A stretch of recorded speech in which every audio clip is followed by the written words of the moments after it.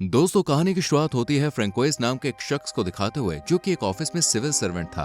François के पास अच्छी job थी, लेकिन वो अपनी हेल्थ प्रॉब्लम्स की वजह से काफी परेशान रहता था। फ्रेंकोइस के पास कोई भी ऐसा शख्स नहीं था जो उसकी देखभाल कर सके, उसका ख्याल रख सके। फ्रेंकोइस बहुत ही अकेला फील करता था। लेकिन फिर इस सिंपल सी लाइफ में एक ट्विस्ट आता है और फ्रेंकोइस 4.5 मिलियन यूरोज लॉटरी में जीत जाता है। पैसे आने के बाद एक रात फ्रेंकोइस घर से बाहर आता है और एक प्रोस्टिट्यूट को देखने लगता है। अक्सर फ्रेंकोइस इस प्रोस्टिट्यूट डेनियला को देखता था, लेकिन आज वो हिम्मत करके इसके पास जाता है और डेनियला से उसके पूरे दिन का खर्च पूछता है और बताता है कि मैं एक बड़ी लॉटरी जीता हूँ, तुम्हें एक अच्छी लाइफ दे सकता हूँ। ये सब सुनकर डेनियला स्माइल करती है। फ्रेंकोइस डेनियला को कुछ घंटों के लिए नहीं बल्कि एक महीने के लिए साथ रहने को कहता है, जिसके बदले वो डेनियला को 1 लाख यूरो पे करने के लिए रेडी था। एक रेगुलर प्रोस्टिट्यूट के लिए बहुत अच्छा ऑफर था, इसलिए डेनियला फ्रेंकोइस के साथ रहने के लिए तुरंत ही राजी हो जाती है। लेकिन फ्रेंकोइस के साथ जाने से पहले वो फ्रेंकोइस के सामने कुछ कंडीशंस रखती है, जैसे उसे कुछ पैसे एडवांस में चाहिए, किसी तरह की लड़ाई झगड़ा मारपीट नहीं होनी चाहिए और उसे अच्छे से ट्रीट करना होगा। साथ ही डेनियला और रिस्पेक्ट करने के लिए भी कहती है। फ्रेंकोइस डेनियला की सारी बात मान लेता है, इसलिए दोनों यहाँ से घर के लिए रवाना हो जाते हैं। फ्रेंकोइस का अपार्टमेंट ऊपर फ्लोर पर था, इसलिए जब ये दोनों सीढ़ियों पर चढ़ रहे होते हैं तो चढ़ते वक्त फ्रेंकोइस की तबीयत खराब हो जाती है, क्योंकि फ्रेंकोइस हार्ट पेशेंट था और जब वो पहली बार लड़की से मिला तो उसकी हार्ट बीट तेज हो गई। ये देखकर डेनियला जल्दी से डॉक्टर को बुलाती है और डॉक्टर समझ जाता है कि फ्रेंकोइस को क्या हुआ है। डॉक्टर के जाने के बाद दोनों रूम में अकेले होते हैं। डेनियला फ्रेंकोइस के घर में काफी अच्छा और रिलैक्स फील करती है, उसे ये घर अपने घर जैसा लगता है। साथ ही डेनियला समझ जाती है कि उसे फ्रेंकोइस के हार्ट प्रॉब्लम का भी ख्याल रखना होगा।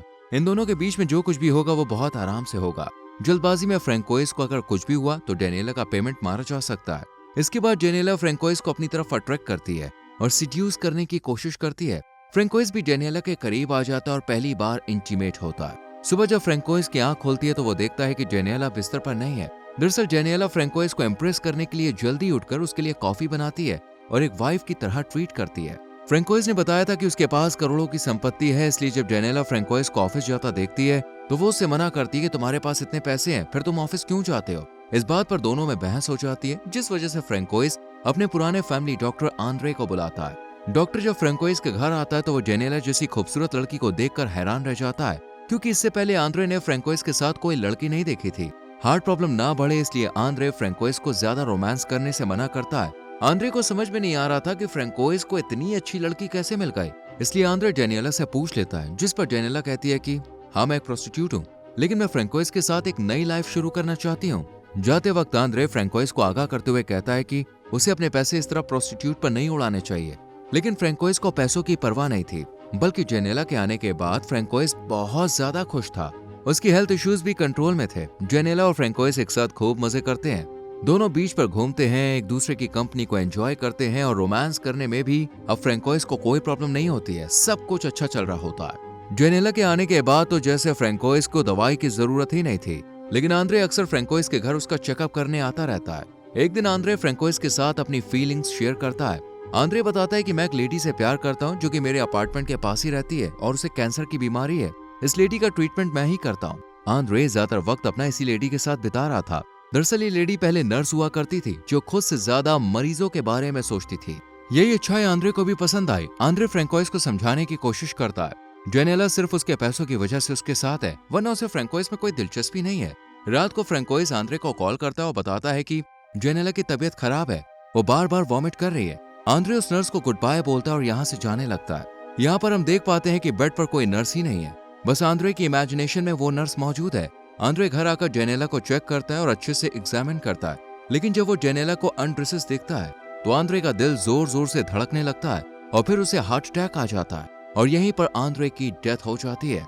अगले दिन फ्रेंकोइस आंद्रे के फ्यूनरल में जाता है और इसी बीच फ्रेंकोइस को पता चलता है कि आंद्रे जिस लेडी के बारे में बात कर रहा था उसकी डेथ 5 साल पहले हो चुकी है, लेकिन आंद्रे उसे भूल नहीं पाया था और मरने से पहले तक वो उसकी इमेजिनेशन में उसके साथ थे।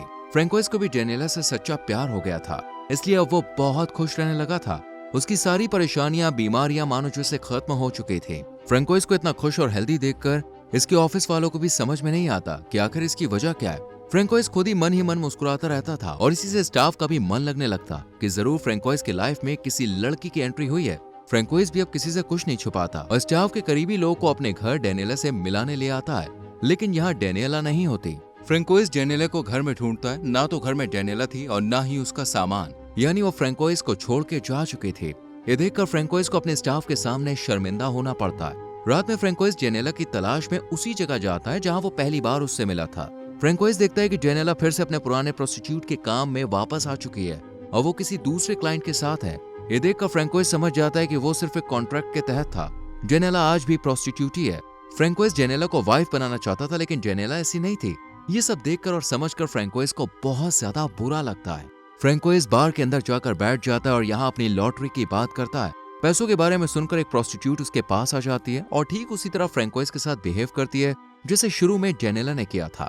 ये लड़की फ्रेंकोइस को अपनी बातों में लेना शुरू कर देती है और कहती है कि मुझे तुमसे एक लगाव सा हो गया है। ये लड़की जेनेला से भी ज्यादा जवान और खूबसूरत थी।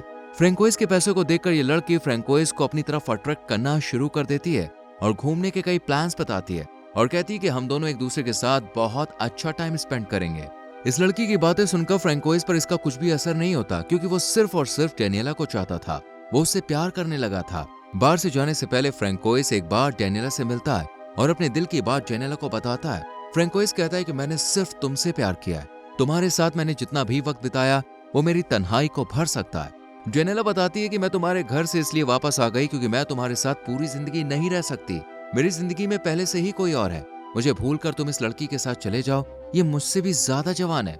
लेकिन फ्रेंकोइस राजी नहीं होता, क्योंकि उसे तो सिर्फ डेनियला ही चाहिए थी।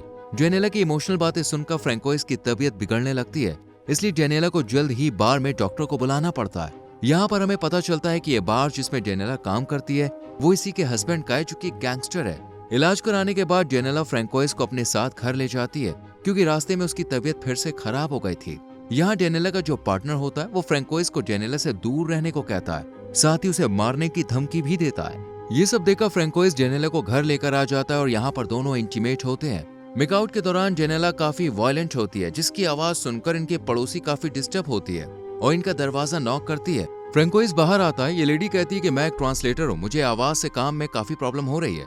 ये बात सुनकर डेनियला भी बाहर आ जाती है और इस लेडी से आर्ग्यूमेंट करने लगती है। ये देखकर ये लेडी कहती है कि ये औरत फेक है, ये तुमसे प्यार व्यार नहीं करती। ये बात फ्रेंकोइस के दिमाग में बैठ जाती है और वो डेनियला से इसी सवाल का जवाब मांगता है, जिस पर डेनियला के पास कोई जवाब नहीं होता। डेनियला फ्रेंकोइस से प्यार नहीं करती, लेकिन हाँ, उसे केयरिंग बिहेवियर बहुत अच्छा लगता है। फ्रेंकोइस डेनियला को अपना बनाना चाहता था और इसके लिए उसे डेनियला के हस्बैंड से डील फिक्स करनी पड़ेगी। डेनियला का हस्बैंड एक शातिर किस्म का इंसान था। उसके पास डेनियला जैसी कई प्रोस्टिट्यूट थी, लेकिन वो ऐसे प्रिटेंड करता है कि वो डेनियला के जाने से बहुत दुखी है।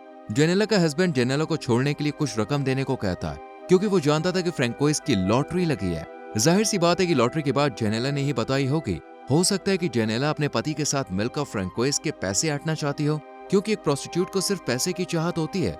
लेकिन यहाँ फ्रेंकोइस डेनियला की जगह अपने पैसे को चुनता है। ये सुनकर डेनियला काफी हैरान होती है, क्योंकि उसे लग रहा था कि वो पैसों से ज्यादा उससे प्यार करता है। लेकिन इस फैसले से डेनियला की सोच बदल जाती है। डेनियला अब अपने हस्बैंड के साथ रहने लगती है, लेकिन यहाँ उसका मन नहीं लगता, क्योंकि डेनियला को प्यार, केयर, रिस्पेक्ट की आदत पड़ गई थी। इसलिए हस्बैंड वाइफ के बीच कुछ अच्छा रिश्ता नहीं रहता। डेनियला का हस्बैंड भी अब डेनियला से पहले की तरह प्यार नहीं करता था। दोनों एक दूसरे से तंग आ चुके थे। इसलिए आखिरकार डेनियला का हस्बैंड उसे फ्रेंकोइस के पास जाने की परमिशन दे देता है। डेनियला जब फ्रेंकोइस के घर पहुंचती है तो देखती है कि पड़ोसन उसके साथ है। डेनियला इस बात को नजरअंदाज कर देती है और यहाँ फ्रेंकोइस से माफी मांगती है, क्योंकि अब वो वाकई में फ्रेंकोइस से प्यार करने लगी थी और पूरी जिंदगी उसी के साथ बिताना चाहती थी। इसलिए जब फ्रेंकोइस इसे बताता है कि मेरी कोई लॉटरी नहीं लगी है और ना ही मेरे पास पैसे हैं, तब भी डेनियला फ्रेंकोइस के साथ ही रहने का फैसला करती है।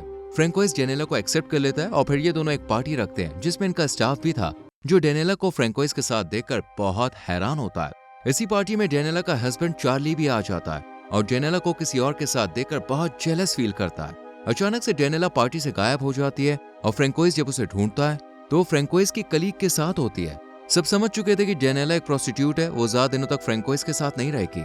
लेकिन इसके बाद डेनियला एक अच्छी वाइफ बन के दिखाती है और दोनों एक अच्छी लाइफ स्पेंड करते हैं और इसी के साथ ये मूवी खत्म हो जाती है।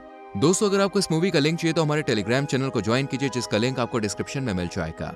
साथ ही हमारी वीडियो को लाइक करके शेयर करें और चैनल को सब्सक्राइब करके बेल आइकॉन प्रेस करें, जिससे आने वाली वीडियोस आपसे मिस ना हो। मिलते हैं आपसे अगली वीडियो में। Till then, bye bye, take care.